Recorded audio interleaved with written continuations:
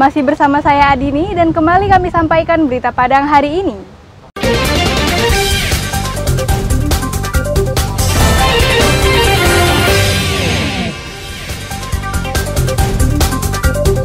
Anggota DPRD Padang Pariaman, pelaku tabrak lari ditetapkan sebagai tersangka.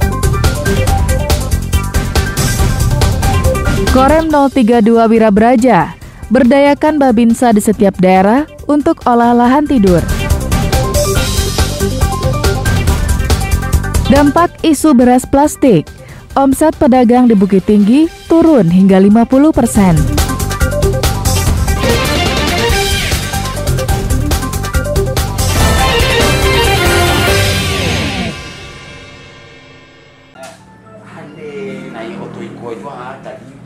Satuan Lalu Lintas Polres Padang Pariaman menetapkan Januar Bakri, anggota DPRD Padang Pariaman, sebagai tersangka pelaku tabrak lari. Penetapan ini setelah polisi melakukan penyelidikan dan pemeriksaan sejumlah saksi untuk mencari alat bukti. Senin siang, berkas perkaranya dilimpahkan penyidik ke Kejaksaan. Jika sudah dinyatakan lengkap atau P21, jaksa akan melimpahkan ke pengadilan untuk selanjutnya ditentukan jadwal persidangan. Sejak dinyatakan sebagai tersangka, anggota Dewan dari fraksi Demokrat itu langsung ditahan polisi bersama barang bukti mobil yang digunakan. Tersangka ditahan di tahanan Mapolsek Cincin Padang Pariaman, menunggu untuk disidang. Untuk perkembangan kasus tabrak lari sampai saat ini kami telah melaksanakan tahap 1 penyerahan berkas di Kejaksaan. Apa sudah ditetapkan tersangka apa kan? Untuk penetapan sudah kami laksanakan pada tanggal 13 kemarin, kami sudah tetapkan sebagai tersangka. Apakah sudah cukup buat bukti Pak kan? Kalau sampai saat sekarang insya Allah untuk alat bukti sudah cukup. Peristiwa tabrak lari yang menewaskan seorang bocah berusia 9 tahun itu terjadi Selasa malam 3 Oktober lalu di ruas Jalan Pariaman Lubuk Alung. Usai menabrak korban, pelaku kabur meninggalkan lokasi. Akibat perbuatannya, tersangka terancam hukuman maksimal 9 tahun penjara. Ketua Partai Demokrat Padang Pariaman itu juga terancam gagal maju menjadi caleg pada pemilihan legislatif Februari mendatang. Eki Rafki melaporkan dari Pariaman. Bahwa kebun kacang kami ini hasilnya kemana? Hamparan lahan pertanian yang telah ditanami sayur-sayuran dan kacang tanah di Jorong Galanggang Tangah, Kecamatan Kubung, Kabupaten Solo ini siap untuk dipanen. Lahan seluas lebih kurang 300 meter persegi ini milik salah seorang warga bernama Alan Sari.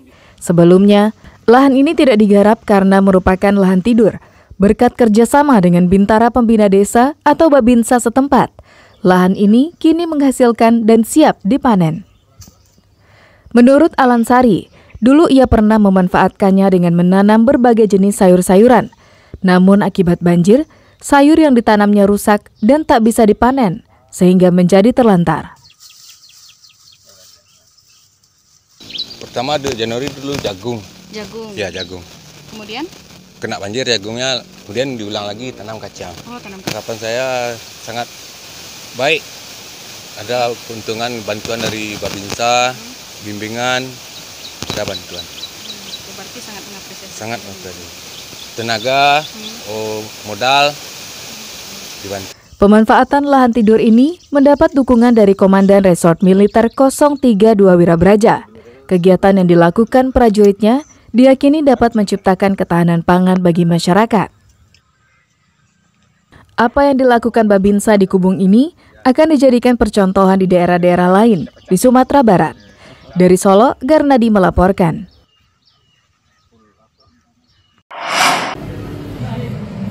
Yang dalam kota itu jadinya sama ya. Isu beredarnya beras bermasalah atau beras plastik di Bukit Tinggi mulai menemui titik terang. Berdasarkan hasil uji sampel beras yang dikirim ke laboratorium di Bogor, Jawa Barat, ternyata hasilnya nihil. Tidak ditemukan unsur plastik ataupun unsur sintetis lainnya dalam beras yang dijual pedagang. ataupun yang dikonsumsi warga Mandiangin, Kota Selayar 11 September lalu. Sebelumnya, sejumlah media sempat memberitakan temuan beras yang diduga plastik, melihat dari tekstur nasi yang dihasilkannya. Selain itu, warga yang mengkonsumsinya pun mengaku menderita sakit perut usai memakannya. Merebaknya informasi tersebut membuat Yeni, pedagang beras di Aur Kuning Bukit Tinggi, menanggung dampaknya. Ia mengaku omsetnya turun hingga 50% akibat pemberitaan tersebut, sebab beras yang semula diduga plastik tersebut dibeli darinya. Bahkan sejumlah pelanggannya pun kini banyak yang beralih. Kalau orang beli beras ada, cuman udah banyak yang pelanggan udah pergi gitu. 50% lebih. Biasanya awal bulan itu gimana nih aktivitas? Awal bulan banyak, kalau jual beli sekitar lebih kurang 800 kilo kan. Jadi sejak ada berita ini separuh lah, 400 kilo, 300 kilo Sehari. ya. 50%. Saya menghimbau kepada seluruh masyarakat Kota Bukit Tinggi, Agam Timur yang ada di wilayah hukum Polresta Bukit Tinggi agar kita sama-sama bijak menyikapi berita-berita yang beredar. Kalau misalnya ada keraguan ataupun ada hal-hal yang berkaitan dengan berita yang bisa mengarah ke hoax, silakan laporkan kepada kami. Kalaupun mungkin ada masyarakat yang keingintahuannya besar terhadap satu berita dan membutuhkan informasi lanjut terkait tugas-tugas kami di kepolisian, bisa silakan datang ke Polres untuk mencari kebenarannya, mencari informasi terkait itu. Polisi mengimbau masyarakat agar tidak mudah percaya dengan berita yang belum teruji kebenarannya. Warga diminta melapor jika menemukan sesuatu yang membuat resah dan mengganggu ketentraman warga. Dina Amrina melaporkan dari Bukit Tinggi.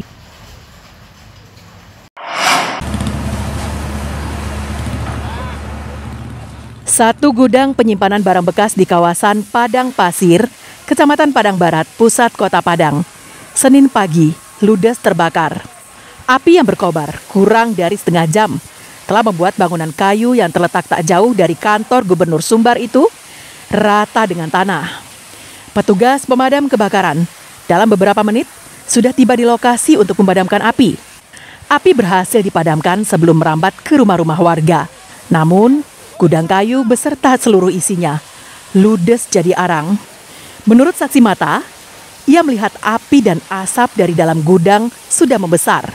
Ia pun memberitahu dan meminta tolong warga lainnya dan menghubungi pemadam kebakaran Kota Padang.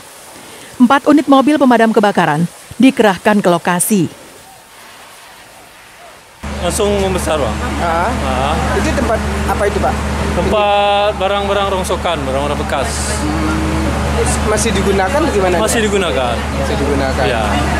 Ini di kawasan mana ini, Pak? Padang Pasir. Padang Pasir. Ya. Sekitar pukul 9 pagi kami terima laporan terjadi kebakaran di daerah Padang Pasir. Langsung kami tindak lanjuti. Dengan jumlah armada kami kirim ada 4 unit. Berapa orang personil sampai lokasi, ternyata yang terbakar adalah sebuah pondok tempat barang-barang rongsokan. Gudang berarti, Pak ya? Kita belum investigasi, tapi untuk sementara kayaknya seperti pondok-pondok tempat penyimpanan barang-barang bekas. Kejadian ini tidak menimbulkan korban jiwa. Namun gudang seluas 150 meter persegi itu tak bisa ditempati lagi. Kerugian diperkirakan mencapai 50 juta rupiah. Robiha melaporkan dari Padang.